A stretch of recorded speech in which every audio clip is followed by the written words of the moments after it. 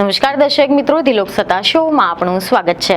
આપણા દેશનો એક જ્વલંત ઇતિહાસ નક્સલવાદ આપણા દેશના સળગતા મુદ્દાઓમાંનો એક મુદ્દો છે।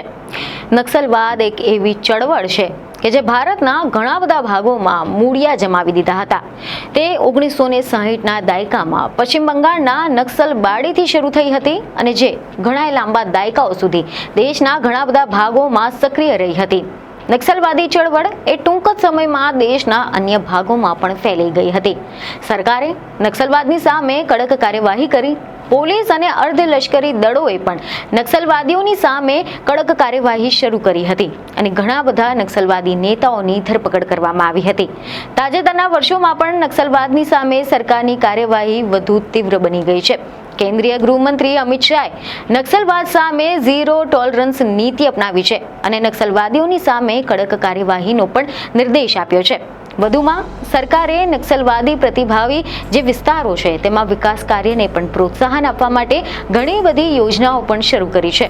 પરંતુ તેમ છતાં પણ એવું કહેવાય છે કે હજી પણ કેટલીક જગ્યાએ નક્સલવાદી ચળવળ ચાલુ છે। જો કે નક્સલવાદ એક જટિલ અને બહુસ્તરીય સમસ્યા છે, ત્યારે આજે આપણે જાણીશું કે આ ચળવળની વાર્તા શું છે, તેની પાછળના કારણો શું છે, નક્સલવાદના આરંભથી લઈને તેના અંત સુધીની કહાની શું છે। તો સૌપ્રથમ તમને જણાવી દઈએ કે કેટલાક મીડિયામાંથી એવા અહેવાલો સામે આવ્યા છે કે નક્સલવાદ એ 1967માં પશ્ચિમ બંગાળના નક્સલબાડીમાં શરૂ થયો હતો। આ ચળવળનું નેતૃત્વ ચારુ મજુમદાર એક કટ્ટરપંથી સામ્યવાદી નેતા દ્વારા કરવામાં આવ્યું હતું। તેમને આદિવાસીઓ અને ભૂમિહીન ખેડૂતોના અધિકારીઓ માટે લડ્યા હતા અને સશસ્ત્ર સંઘર્ષની દ્વારા સત્તા કબજે કરવાની હાકલ કરી હતી। અને આજે પણ તેલંગાણાના ગામડાઓમાં રસ્તાઓના કિનારે જૂના હથોડા અને દાંતડાઓવાળા સ્મારકો જોઈ શકાય છે, જે એક સમય ક્રાંતિકારી ભાવનાઓની યાદ અપાવે છે। જોકે દલિત વસાહતોમાં ચોકઠા પર BR આંબેડકરની પ્રતિમાઓ હવે વધુ સામાન્ય થઈ ગઈ છે, જે સામાજિક ન્યાય સમાનતા માટે એક નવી દિશાનું પ્રતિનિધિત્વ કરે છે। કેટલીક જગ્યાએ શિવાજી મહારાજ અને વિવેકાનંદજીની પણ પ્રતિમા જોવા મળી રહી છે, જે ઉભરતી હિન્દુત્વ શક્તિઓની હાજરીનો સંકેત આપે છે। અને આ દ્રશ્યો સૂચવે છે કે વિવિધ વિચારધારાઓ પોતાના પ્રતીકો અને ચિહ્નોની સાથે અહીંયા પગ જમાવવા માટે સંઘર્ષ કરી રહી છે। તમે જણાવી દઈએ કે 1990ના દાયકાથી આંબેડકરવાદી વિચારધારાઓનું પ્રતીક કરતો વાદળી રંગ ડાબેરી રંગ લાલ કરતા આગળ નીકળી ગયો છે। સમગ્ર તેલંગાણામાં શિવાજી મહારાજ અને વિવેકાનંદજીની પ્રતિમાઓનો દેખાવ પ્રમાણમાં નવી ઘટના બની ગઈ છે। આમાંની મોટાભાગની પ્રતિમાઓ ઉભરતી હિન્દુત્વ શક્તિઓ દ્વારા સ્થાપિત કરવામાં આવી છે। 1990નો દાયકો પૂરો થતા પહેલા તેલંગાણામાં સશસ્ત્ર સંઘર્ષ લગભગ સમાપ્ત થઈ ગયું હતું। જોકે બસ્તરમાં તેનું ટોચનું માઓવાદી નેતૃત્વ એ તેલુગુ બોલનારાઓના નિયંત્રણમાં જ રહ્યું હતું। વર્ષ 1967માં પશ્ચિમ બંગાળના નક્સલબાડીમાં નક્સલવાદની ચિનગારી ભડકી હતી। સિલિગુડીમાં CPIMના કટ્ટરપંથી જૂથોએ દેવાદાર આદિવાસીઓ અને ભૂમિહીન ખેડૂતોની સાથે મળીને જમીનદારોની સામે ઝુંબેશ શરૂ કરી હતી। 25મી મેના રોજ એક પોલીસ સબ ઇન્સ્પેક્ટરની ધનુષ અને તીરથી હત્યા કરી દેવામાં આવી હતી, જ્યારે પોલીસના ગોળીબારમાં 8 મહિલાઓ, 2 બાળકો અને 1 પુરુષનો જીવ ગયો હતો। અને આનાથી સશસ્ત્ર સંઘર્ષનો ફેલાવ શરૂ થયો હતો, જેને ચીની મીડિયાએ સ્પ્રિંગ થંડર ઓવર ઇન્ડિયા તરીકે ઓળખાવી હતી। જોકે ચાર મુજુમદાર, કાનુ સાન્યાલ અને જંગલ થંદાલ જેવા નેતાઓએ આની શરૂઆતમાં નક્સલબાડીથી ચળવળનું નેતૃત્વ કર્યું હતું। અને આ ચળવળ પાછળથી શ્રી કાકુલમ, તેલંગાણા, બિહાર અને દંડકારણ્યના જે જંગલો છે તેમાં ફેલાઈ ગઈ હતી। 1960ના દાયકા દરમિયાન આ આંદોલન સ્થાનિક મુદ્દાઓમાં મૂળ હોઈ શકે છે, પરંતુ તેનો રાજકીય ધ્યેય ઘણો મોટો હતો, જેમ કે ચીનના ઉદાહરણને ધ્યાનમાં રાખીને સશસ્ત્ર ક્રાંતિ દ્વારા સત્તા પર કબજો કરવો। ચરમપંથીઓ CPIMએ પોતાનું સમર્થન વધારવા માટે આદિવાસીઓની ફરિયાદો પર ધ્યાન કેન્દ્રિત કર્યું હતું અને સશસ્ત્ર સંઘર્ષ પર ચર્ચા નક્સલબાડી પહેલા પણ શરૂ થઈ ગઈ હતી। તેલંગાણાના ખેડૂત સશસ્ત્ર સંઘર્ષથી થયેલી આંધ્ર થ્રીસીસ 1960ના દાયકાથી ચાલુ થઈ હતી, પરંતુ 1951માં CPIને વ્યૂહાત્મક લાઇનમાં ગ્રામીણ પક્ષપાતી યુદ્ધને શહેરી હડતાલ સાથે જોડવાનું આહ્વાન કરવામાં આવ્યું હતું। એવું કહેવાય છે કે CPIMના સંસ્થાપક પુચાલાપલ્લી સુંદરાએ કટોકટી દરમિયાન RSSના સહયોગ 1951ની વ્યૂહાત્મક લાઇનમાં દર્શાવેલ પક્ષપાતી યુદ્ધ પર આગળ વધારવામાં પાર્ટીની નિષ્ફળતા અને ગુપ્ત પાંખ સ્થાપિત કરવા માટે પાર્ટીની નિષ્ફળતાના વિરોધમાં તેમના પદો પરથી રાજીનામું આપી દીધું હતું.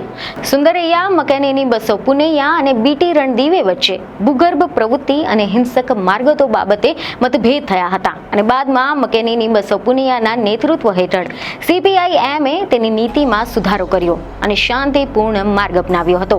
1964માં CPI વિભાજન થઈ ગઈ હતી, જેના કારણે CPIMની રચના થઈ હતી.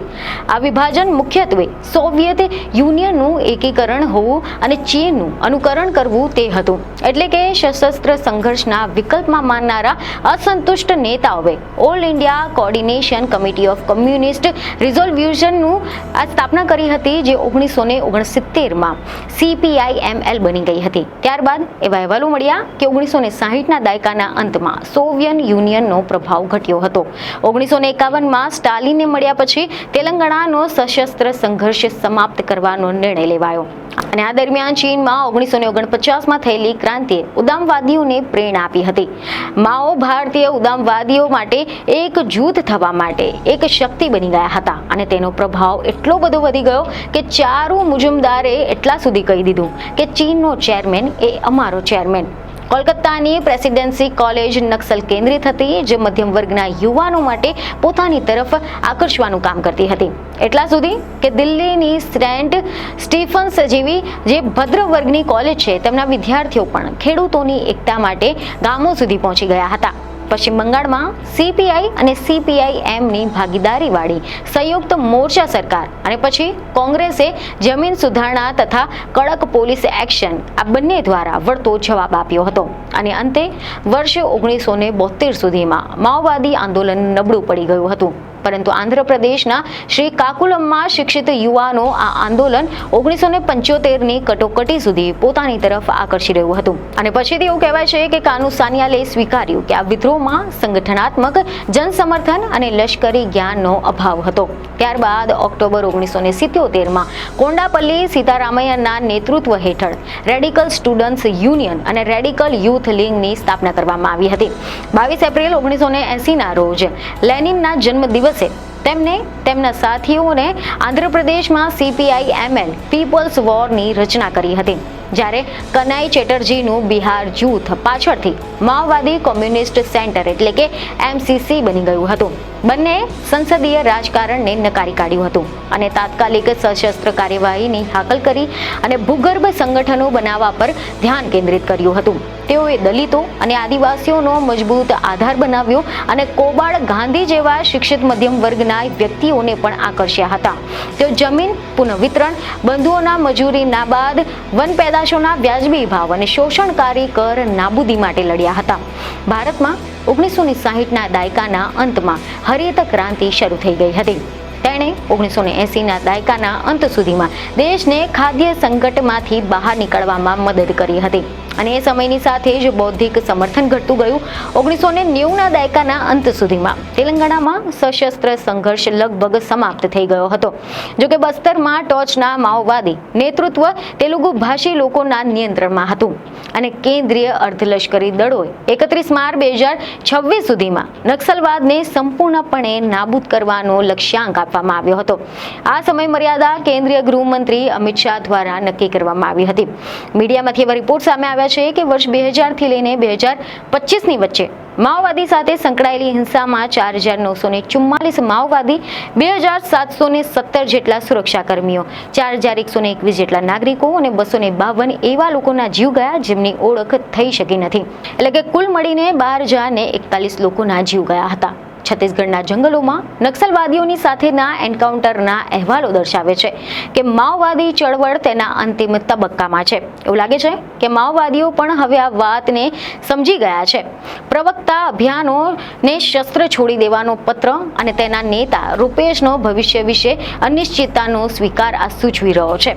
અને અંતે એટલું જ કહેવા માંગીશ કે નક્સલવાદ એક જટિલ અને બહુસ્તરીય સમસ્યા છે કે જેના કારણે સમજવા અને તેને ઉકેલવા માટે સખત મહેનતની જરૂર છે. આ સમસ્યાને ઉકેલ લાવવા માટે સરકાર અને નાગરિક સમાજે સાથે મળીને કામ કરવાની જરૂર છે. નક્સલવાદની સામેની લડાઈમાં સરકારે આદિવાસીઓ અને ભૂમિહીન ખેડૂતોના અધિકારોનું રક્ષણ કરવા અને તેમના માટે વિકાસની તકો ઊભી કરવા પર ધ્યાન કેન્દ્રિત કરવું જોઈએ. તો આશા છે કે આ માહિતી તમને મહત્વની લાગી હશે, જેથી અમારા વિડીયોને લાઈક અને શેર જરૂરથી કરજો. બીજને ખબરો સાથે ફરી મળીશું. ધન્યવાદ.